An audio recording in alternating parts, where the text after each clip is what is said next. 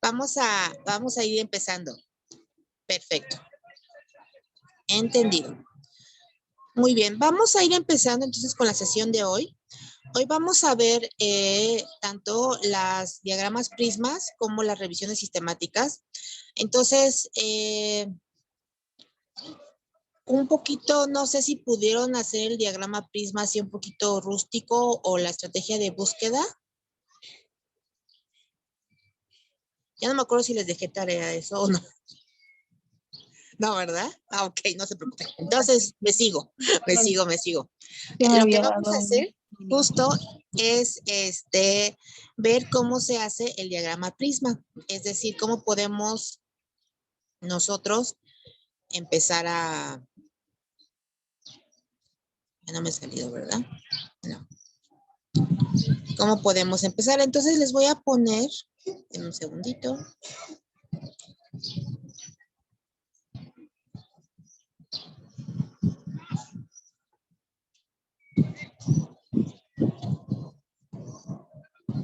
Te voy a pasar por WhatsApp, Grecia, el diagrama prisma en PDF. Si lo puedes proyectar, por favor. Sí, doctora. Y también otro documento que es el resumen de presentación. Ese va después del diagrama prisma.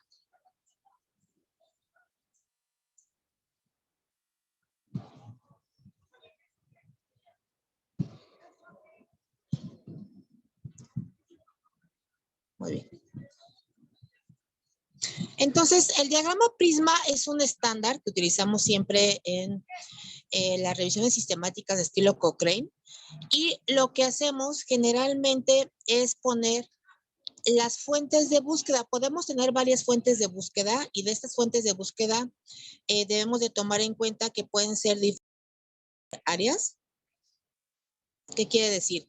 Hablábamos la vez pasada de que podemos buscar en PubMed, podemos buscar en Cielo, podemos buscar en Ovid. Ovid es una base de datos generalmente que es de cobro. La mayoría de las facultades tienen contratos. También hay bases de datos como EBSCO, que es un poquito lo que estábamos viendo en la clase pasada, que nos puede, que podemos entrar, que son también de cobro, pero son para Europa. Y también vamos a tener, la idea es buscar también protocolos que estén de alguna manera preimpresos, que todavía no estén editados, por así llamarlo. Y ya en la última nos podemos ir a la búsqueda completa. ¿Qué quiere decir esto? Que podemos buscar incluso en lo que sería algo así como, espérenme tantito, les enseño.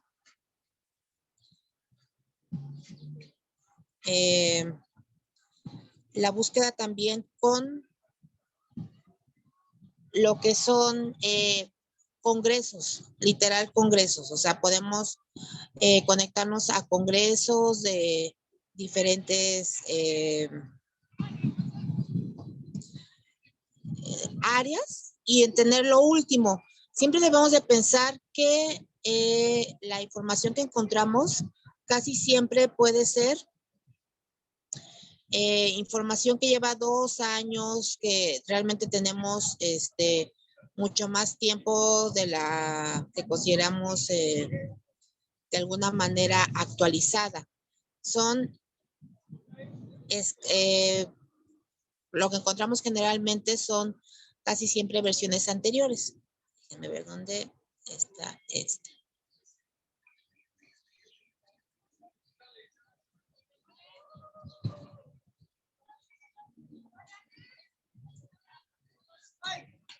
Muy bien. Ya casi se terminan de descargar, doctora. ¿Cuál quiere que comparta primero? La de Prisma, si es posible. Okay. Es que estaban un poquito grandotas por las imágenes. Creo que la de PDF es la más grandota.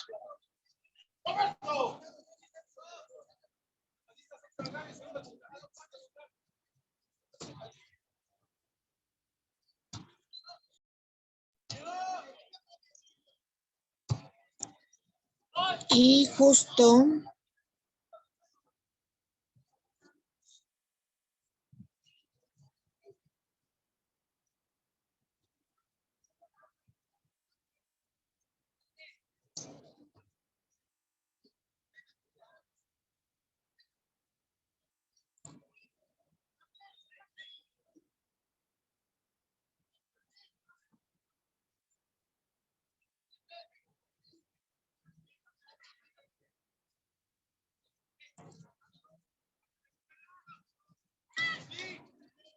Les voy a presentar mientras un poquito, esta es una presentación del curso de Cochrane, del curso que estábamos dando.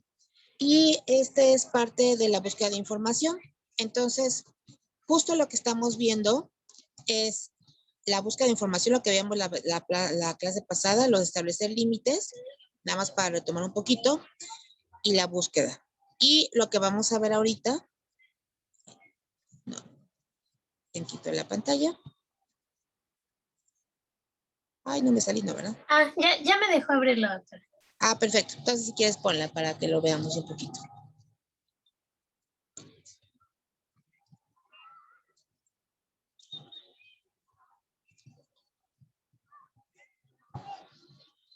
Listo. Entonces, este diagrama que nos está compartiendo Grecia es el diagrama Prisma de la última revisión. Prisma es una asociación internacional que se dedica a estandarizar para que tengamos justo esta búsqueda. Entonces pueden ver que es el diagrama Prisma del 2020, así de estandarizados y de actualizados siempre vamos. Cuando es solo una búsqueda de fuente de información, se pone generalmente un solo cuadrito, pero aquí en este caso vamos a tener cuando tenemos varias búsquedas en varias áreas. Entonces pueden ver que la primera sección de los diagramas Prisma siempre son de identificación, donde tenemos todos los archivos que tienen que ver con todas las databases que buscamos, todos los registros exactamente. Y luego también vamos a tener todos los registros o artículos que encontramos duplicados. Es muy frecuente que las bases de datos tengan artículos duplicados y que finalmente podamos ver que no son a veces no podemos leerlos porque están en otro idioma, porque no tienen acceso, porque es de cobro, y ahí donde decimos, no, pues no podemos ni siquiera revisarlos. Y hay veces que los quitamos porque no cumplen con nuestra pregunta pico, porque son de otras razones, y también es cuando los quitamos. Después de quitar ese registro es como lo que hicimos la vez pasada, que literalmente leemos el título, a veces el abstract y ya. En base a eso hacemos el tamizaje, sería como la traducción, como la identificación primero. Y después vamos a tener el tamizaje, que viene aquí como screening, en donde vamos a ver cuáles van a ser los que vamos a leer un poquito más, a revisar el abstract, por así llamarlo. Entonces pueden ver que aquí también se excluyen, también tenemos por otras razones que no se incluyeron, no cumplen criterios de búsqueda, y aquí incluso ya ponemos por qué se retiraron. Tenía a lo mejor no era un estudio de ensayos clínicos aleatorizado, era un ensayo comparativo, y entonces decimos cuántos fueron de los que se retiraron. Y pueden ver que ahí paralelo tenemos identificación por otros métodos. Si tenemos revistas, artículos de website, de otras organizaciones, de otras búsquedas, lo que decíamos, eso se llama literatura gris, a lo que es, no son artículos, sino son presentación en congresos, memorias de congreso. Y vamos a la par a llegar a esa sección donde también tenemos los que reportamos y que vamos a mover hacia la parte de texto completo. Entonces, vean que tenemos después finalmente los estudios incluidos. Los estudios incluidos son cuántos estudios fueron incluidos, y estos van a ser estudios que se ingresan a la revisión sistemática, que van a ser de lectura completa y que vamos a tener también. Ahí reportamos los estudios que entraron a análisis estadístico. Si es que lo realizamos, no siempre se realiza metaanálisis, pero finalmente lo vamos a incluir ahí. Muy bien. Y Grecia, si puedes, este prisma siempre tiene que aparecer en sus artículos de revisión sistemática, ¿sale? Y si me puedes compartir el otro PDF, si es que... Doctora, ya lo tengo aquí. Perfecto, gracias. Y justo vamos a ver un poquito este proceso de selección y recolección de datos. Es un poco lo que vimos también en el curso de Cochrane, ahí con la caricatura. Entonces, vamos a ver que tenemos este mismo diagrama de flujo. Este es diferente porque es para cuando es solo una fuente de información. Si se fijaban, el otro era así como para cuando son congresos, cuando son otro tipo de fuente de información. Este es cuando es solo una fuente de información. Vamos a ver que tenemos el mismo proceso, que es la identificación de estudios, la eliminación por duplicación, por otras razones, la selección, y también tenemos el registro de excluidos. Y vamos a ver cuáles criterios cumplen criterios de elegibilidad completos. Esos son los que vamos a leer a texto completo. Y finalmente en el texto completo vamos a tener algunos que no cumplan con los criterios de inclusión. Y aquí vamos a agregar algo bien importante, que es la valoración de calidad. La valoración de calidad es la evaluación de sesgos. Si nos da tiempo hoy, lo empezamos a ver un poquito, si no la siguiente sesión. Y vamos a tener duplicado en los datos con un artículo seleccionado, datos insuficientes. Y tenemos estudios incluidos en síntesis cualitativa. ¿Qué quiere decir esto? Hay ensayos, hay estudios que a lo mejor no tienen los datos así como para analizarlos, pero son hallazgos interesantes. Y entonces lo que hacemos es una narración de la revisión sistemática. Estos son pequeños resúmenes, que es mucho lo que estamos haciendo para acceso COVID. En realidad van ahí esos pequeños resúmenes a formar después una revisión narrativa. Y finalmente, cuando tenemos datos cuantitativos, vamos a llegar a la revisión de metaanálisis, que pueden ver que es mucho más específico. Entonces, vamos a ver que en base al metaanálisis vamos a tener todo un módulo que es análisis de datos. Entonces, ahí está. Y si quieres la siguiente, Grecia. Aquí vamos a tener los datos que no, ¿qué hacer cuando no están todos los datos? Es muy frecuente, y la parte que yo creo que más se sufre es cuando los datos están de alguna manera no accesibles, no están con la presentación que quisiéramos, no tenemos los datos suficientemente claros, o hicieron un análisis. Nos pasa mucho que de pronto hacen un análisis de datos que no necesariamente nos están ayudando. Y justamente lo que vamos a hacer es qué hacer cuando no están todos los datos. Podemos hacer desde la búsqueda con los coautores, literalmente escribirles. Podemos hacer también la presentación de los datos con unas inferencias, eso se llama imputar datos.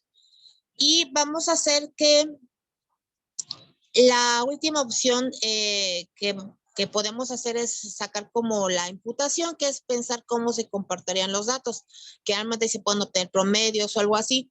Pero la idea es que, dado que tenemos muchos estudios posibles, muchos estudios que son factibles de utilizar, pues nos quedemos con los datos que sí se presentan, ¿no? Con los datos que de alguna manera nos pueden ayudar. Si hay datos dudosos, datos que no estamos seguros a qué se refieren, tratar de clarificarlo con el autor. Hay veces que tenemos un artículo y el autor tiene varios estudios de ese artículo, varios artículos publicados.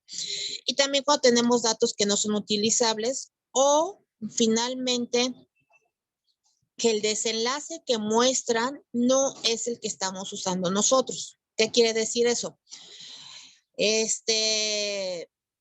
Imaginen que están evaluando mortalidad de COVID por una intervención con tal medicamento.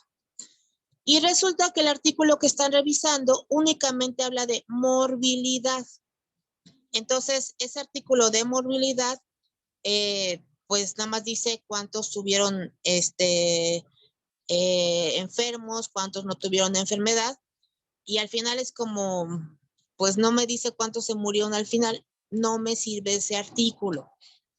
Hay veces que el autor de correspondencia, la verdad es que sí contestan cuando mandamos mails, entonces sí es interesante de pronto intentarlo. Si el artículo nos parece muy, que es exacto lo que queremos, que seguramente nos va a ayudar mucho, entonces de pronto sí se puede escribir.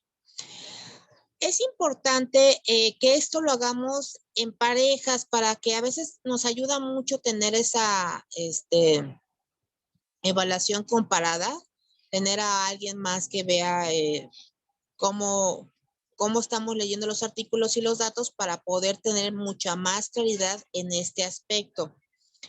Se puede hacer algo cuando los datos no son compatibles, que es estandarizar. Pongamos por caso. Yo tengo que estoy midiendo morbilidad, o sea, síntomas por depresión. Y los síntomas por depresión hicieron la escala de Hamilton en un estudio y la de Beck en otro. Y la escala de Hamilton mide 21 puntos y la de Beck mide 18 como máximo. Obviamente, si yo quisiera compararlos, no puedo porque no son numéricamente iguales, no son compatibles. Entonces, lo que yo haría es estandarizar medias. Es decir, considerar que sacamos la diferencia del total y vamos a estandarizar las medias. Eso se puede hacer cuando no son compatibles y eso es algo que vamos a ver con análisis de datos.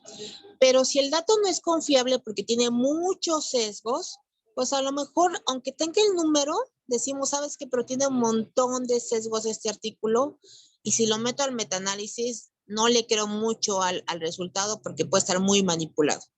Entonces, a lo mejor ahí son datos dudosos o que no son utilizables, ¿sí? Entonces, siempre tenemos que tener esta perspectiva de tratar de buscar los estudios. Por eso muchos estudios se van cuando hacemos el cribado. Y la que sigue, creo que ya era un poquito más esto. Sí. Hay herramientas que nos ayudan a hacer la detección de artículos y de revisión. Específicamente en el programa de Cochrane, cuando ustedes meten una revisión sistemática Cochrane, lo que se mete es la pregunta pico. Literal, solo metemos eso. Y si el grupo Cochrane del área nos acepta la pregunta pico, él nos va a dar acceso a las herramientas que se utilizan en Cochrane. Cochrane realizó herramientas que son útiles para hacer la revisión sistemática como Covidence. Covidence es una como base de datos muy parecida de alguna manera a PubMed, donde vamos a poder obtener toda la información que tiene que ver con nuestro artículo. También vamos a tener EpiReview, que es como el análisis que tenemos de bases de datos, también para ver poblaciones, para ver lo que hay dentro de grandes cúmulos de base de datos. Y herramientas para digitalizar gráficas de bosque, que luego vamos a ver qué son estas, pero son las típicas gráficas que son como de arbolito y que tienen al final un promedio de los artículos que se presentan. Entonces, lo que nos ayuda un poquito estas gráficas y la elaboración de gráficas es ver qué tan sesgados o no están nuestros datos. ¿Por qué? Generalmente todos los datos de cualquier población tienen una distribución normal. Esto quiere decir que la distribución de los datos casi siempre tiene una curva normal de Gauss. Siempre cuando tenemos suficientes datos, todos van a tener esta curva normal. ¿Qué ocurre cuando los datos no tienen curva normal? Hablamos de que hay un sesgo, ¿sí? Eso se llama sesgo. Cuando los datos no se comportan normalmente, hay un sesgo.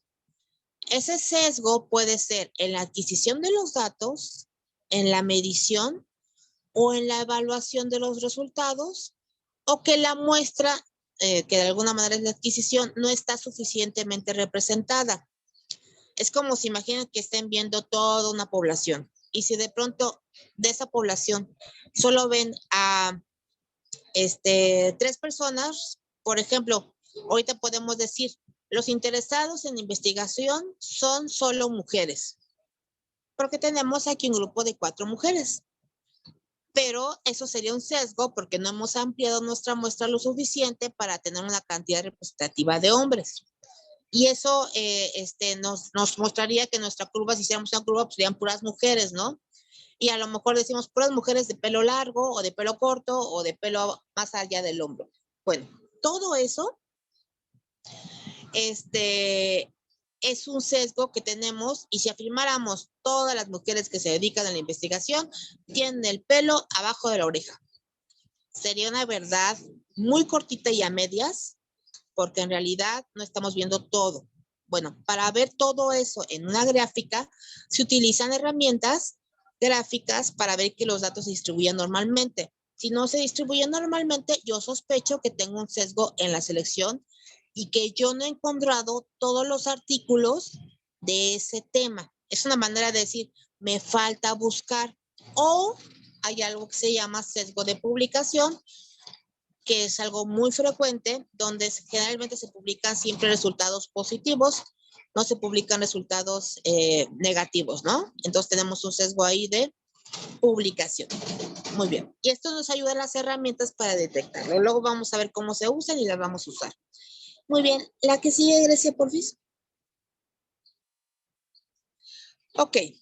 El protocolo y la selección de estudios siempre tiene que ser con 2 autores. Eso es muy importante. Porque yo puedo tener amor por un área y de pronto hasta inconscientemente, de verdad eso pasa, yo puedo literal seleccionar el área que tiene resultados positivos a lo que yo estoy buscando. Por ejemplo, si yo tengo estudios que solo me dicen que el impacto benéfico de la terapia cognitivo-conductual y yo soy terapista cognitivo-conductual, pues así como que los otros que veo que no dicen que funcione, digo, ay, esto seguro está mal hecho y ya lo elimino. Entonces, la idea de que sean siempre 2 autores los que hagan la selección de estudios es por ello, para que haya un poquito de consenso. Y vamos a poner con esto un proceso de evaluación donde vamos a hacer un cribado de resumen y texto completo. Con ello vamos a tener que yo lea el artículo y empieza a decir, bueno, este autor, que hay una hoja de selección que se llena por cada artículo, es una hoja muy grande, generalmente nosotros lo estamos haciendo más resumido porque de verdad son muchos datos los que hay que ir metiendo. Se refiere a, por ejemplo, este autor es de esta universidad, la metodología se refiere a este tipo de metodología y detecto que tiene estos tipos de sesgo, ¿no? Y ya ahí yo lleno mi hojita. Y después voy con Grecia y Grecia le digo, oye Grecia, de este artículo de fulanito, ¿encontraste este sesgo? No, no encontré ese sesgo. ¿Encontraste este otro? No, tampoco. ¿Encontraste este otro? No, tampoco. Y entonces cuando llegamos a un proceso de desacuerdo y selección, ¿qué hacemos? Discutimos literal. A ver, oye, ¿por qué tú encontraste que este sesgo no tenía sesgo de conflicto de intereses?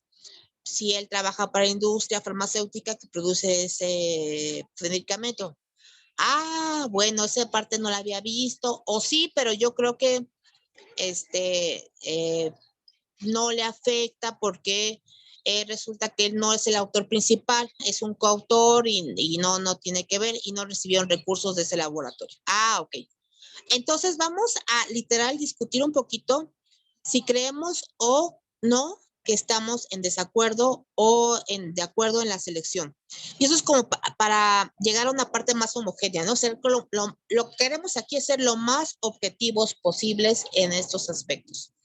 Lo más objetivo tanto en selección, lo más objetivo en también cómo leemos los artículos. Y para ello tenemos una lista de cotejo. Las listas de cotejo las podemos hacer nosotros mismos.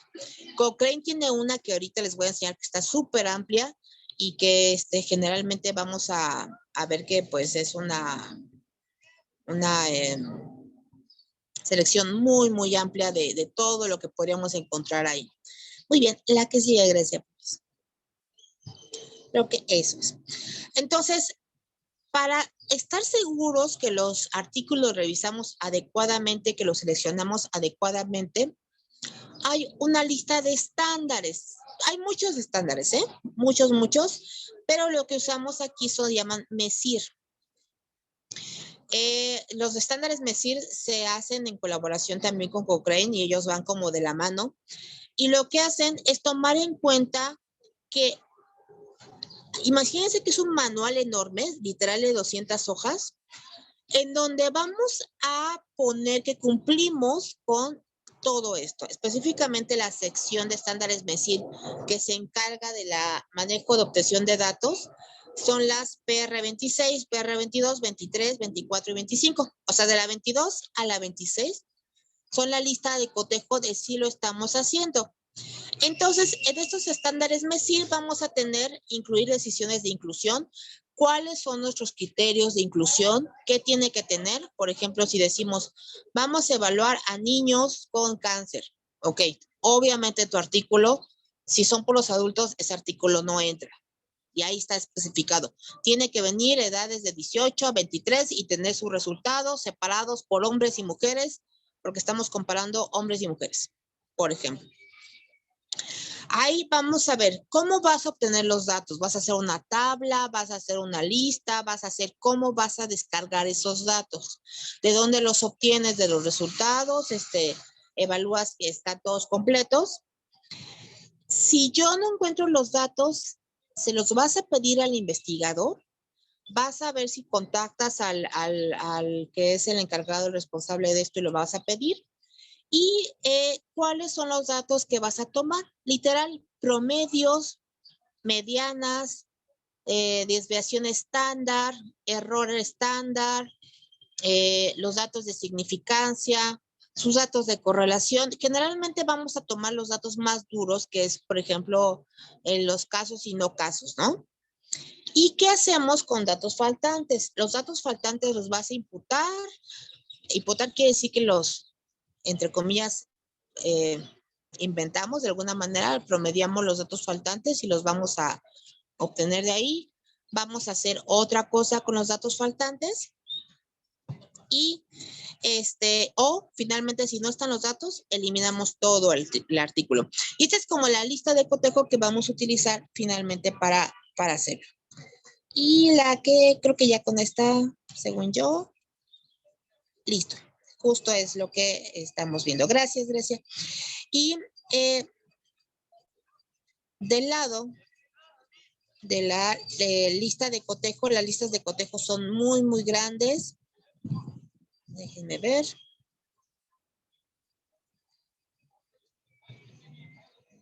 Aquí está el formulario. Te envié ahora, Grecia, un formulario, ese está como más chiquitito, es de Word. Por si es posible que lo muestres. Este formulario es un formulario que utilizan Cochrane. Es, en el sentido, es chiquito en tamaño, no en hojas. Son 11 hojas que vamos a tener y que tenemos. Pues, la idea de llenarlo es que Cochrane quiere que seamos muy objetivos y que tengamos siempre como los mismos estándares y los mismos datos de revisión y que seamos lo más objetivos. Las revisiones de Cochrane tardan en promedio 24 a 30 meses en realizarse. Obviamente porque son muy, muy exhaustivas. ¿Qué hace eso? Que las revisiones Cochrane, que son tan exhaustivas, permita que estemos seguros de que la evidencia que tenemos ahí es la más completa posible, ¿no? Pero ¿qué pasa a veces? Que esa evidencia tarda tanto en salir que pues a lo mejor la aplicación ya resulta un poquito, ya cuando acabamos de hacer la revisión, los primeros artículos y el análisis, pues ya salieron 5, 20, 30 artículos más. Efectivamente, las revisiones Cochrane son como hijos, ¿no? Cada 5 años hay que actualizar los nuevos hallazgos. Y es ya todo el proceso. Hay una gran discusión y eso ya, bueno, ya es parte de la organización de Cochrane, en tratar de hacerlas más ágiles. Lo que estamos haciendo nosotros son revisiones que se llaman rápidas. ¿Qué quiere decir? Sí seguimos la mayor parte de los estándares Cochrane, pero vamos a hacerlo lo más ágil posible para que tengamos la posibilidad de que la publicación o las evidencias que tengamos salga un poquito más rápido. Entonces, ahorita nada más que se acabe de abrir el archivo, el documento Word, ahorita les voy a mandar también por WhatsApp para que lo tengan. En el documento Word lo que tenemos es la presentación de el formulario. Déjenme ver.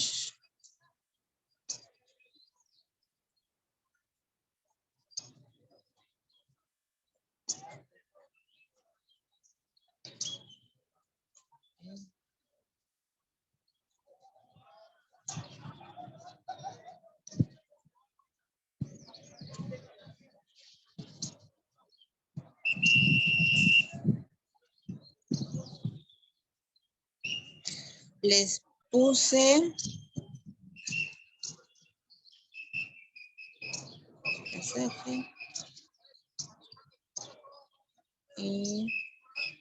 les voy a poner en el chat.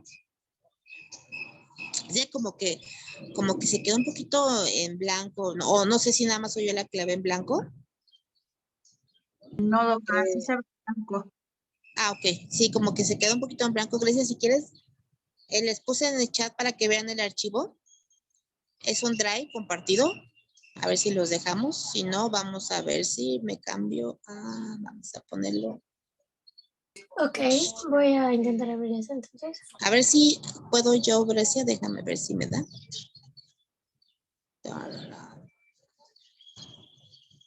Descarga. A ver.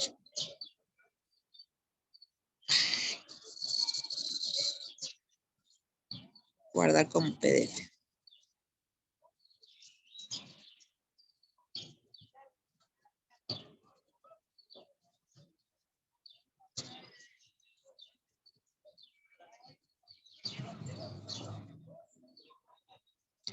A lo mejor como PDF.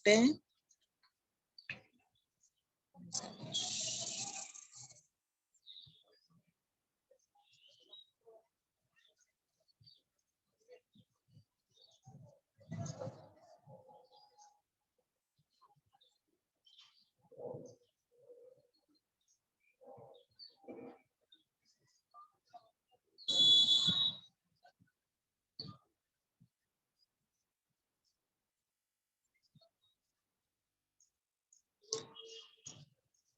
Sí, como que no me deja, pero bueno, no se preocupen. De todas maneras, ya se los puse. Si no, de todas maneras, ya se lo voy a enviar como archivo.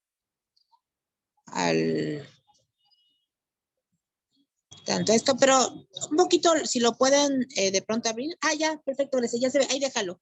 Si quieres, ahí déjalo. Sí, justito. Qué bueno. Entonces, muchas gracias. Ay, perdón, tanta molestia. Entonces,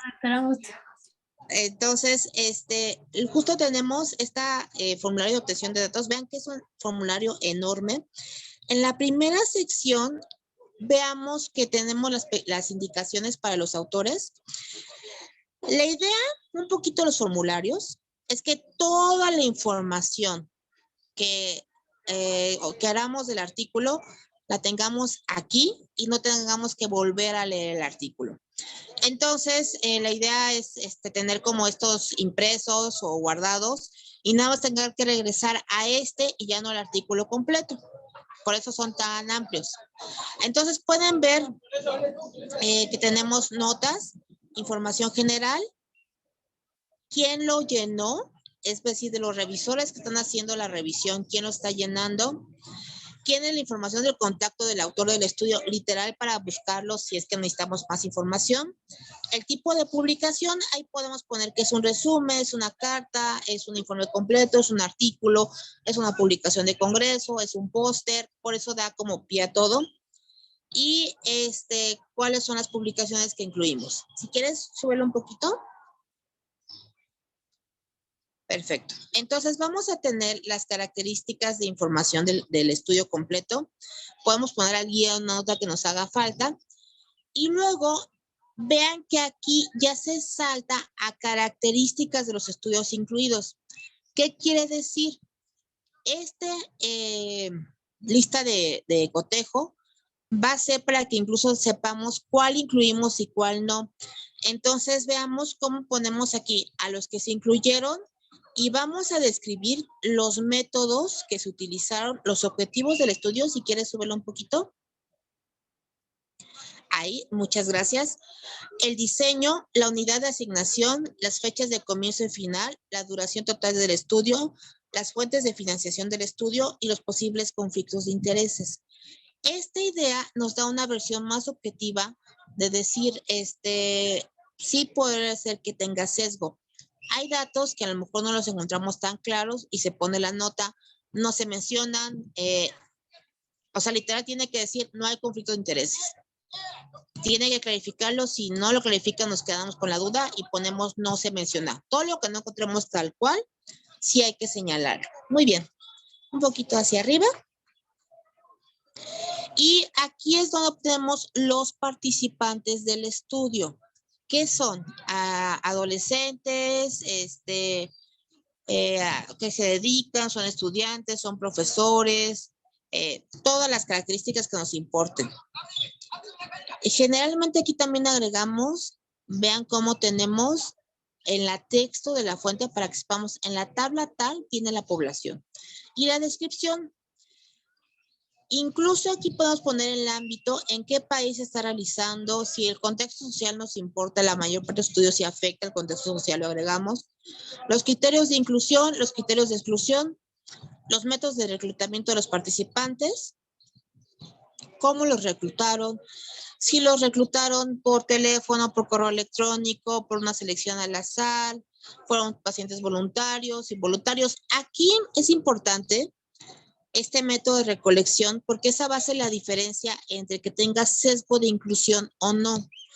Cuando la selección o el método de reclutamiento de los participantes es aleatorio, podemos decir que no hay sesgo. Pero si el participante voluntariamente eligió estar en el estudio, ya tenemos un sesgo de inclusión. Y entonces aquí vamos a hablar de cuántos fueron realmente asignados al azar. Ahí si no fueron asignados al azar, si no fueron porque yo quise entrar, pues ya tenemos un sesgo. Los grupos que se forman, es decir, los pacientes, esto es mucho para ensayos clínicos aleatorizados. La mitad de los pacientes entró con un medicamento y el otro entró con otro medicamento. ¿Cuántos fueron? Y número de asignados al azar por grupo. La idea es que tengamos tanto el número como el nombre para bajar estos datos directamente a la base donde vamos a hacer el análisis. Muy bien. Subimos un poquito. Vamos a tener también, y esto nosotros tenemos que revisarlo, si el estudio dice cuántos participantes perdimos, el motivo de las pérdidas y tanto de los grupos de intervención como los de control. ¿Cuántos? Por eso hay dos cuadritos, porque uno se va a los de control y a los del grupo de intervención. ¿Y cuántos se cambiaron? O sea, de pronto dirás, bueno, resulta que notamos que la intervención sí mejoraba, entonces cambiamos el grupo al otro. Los motivos del cambio. Desequilibrios iniciales. A veces por azar, únicamente por azar, un grupo de intervención o un grupo de control ya desde el principio tenía mejor pronóstico o peor pronóstico. Y eso nos va a hacer que el grupo al final pues pueda tener cierto impacto. Pongamos por caso, yo tengo un grupo que tuvo, quiero darles un tratamiento de antidepresivos a un grupo de pacientes mujeres con depresión resistente. Por azar, las mujeres con mayores síntomas y peor factor de riesgo se fueron al grupo de control. Y entonces resulta que las que estaban mucho mejor, por azar, se fueron al grupo de intervención. Y entonces la intervención me sale que estaba muy bien, que les fue súper bien, que les mejoraron 20 veces más. Pero hay que tomar en cuenta ese desequilibrio inicial. Ese es un sesgo, ¿sí? Y podría ser la explicación de por qué les fue muy bien, no nada más por el tratamiento. La edad de los participantes, el género, si hay características que nos importen como grupo étnico, raza, en realidad se refiere a cuando esos factores intervienen, que puede ser. Otros factores sociodemográficos relevantes, los subgrupos medidos, cuando hacemos una clasificación entre mujeres y hombres, edades, para enfermedades crónicas es importante, y los subgrupos que están informados. Muy bien. Bájalo un poquito más y vamos a ver, esto es de la siguiente sesión, pero lo mencioné muy rápido, que es evaluación de riesgos de sesgo. Vean que tenemos sesgos en generación aleatoria de la secuencia, ocultación de la asignación, cegamiento de los participantes y el personal. Vamos a tener cegamiento de la evaluación de los desenlaces y datos incompletos de los desenlaces. Entonces, estos datos incompletos de los desenlaces vamos a tomarlos en cuenta para hacer la evaluación de sesgos. Voy a irme un poquito más rápido con esto porque esto lo vamos a ver en la siguiente sesión. Si quieres, súbelo un poquito más, Grecia. Más. Y aquí tenemos, vean que arriba fue el grupo de intervención. Se toman mismo las mismas características. Quién está dando tratamiento, todo literal, cómo se lo está dando, cómo se las pastillas. Súbelo un poquito más si quieres. Y esto lo vamos a ver en la sesión después de sesgos, que es datos y análisis. No me voy a tener mucho en esto, pero esto es cómo vamos a analizar los estudios. Súbelo un poquito más si quieres. Y los desenlaces lo vamos a ver también en análisis de datos, más arriba, nada más para que vean todo lo que se puede guardar de información. Un poquito más, un poquito más. Más. Y otra información. Y ya, ahí acaba la base y aquí viene qué consideramos las definiciones de cada una de las clasificaciones que vienen ahí para que sepamos claramente a qué nos referimos. Y pueden ver que esto es un poquito amplio y la idea sería llenar un formulario por cada revisor, por cada artículo que se incluye en el estudio.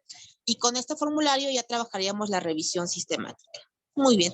Muchas gracias, Grecia. Entonces, vamos a tener justo este formulario de datos. Y la idea, y ahorita se los voy a pasar a cada una por WhatsApp, que me llenen un artículo con todos estos datos. Si no aparece, pónganle no disponible. ¿Sale? Entonces, ahorita se los mando y con esto cerraríamos la sesión de hoy. Si quieres, paramos la grabación.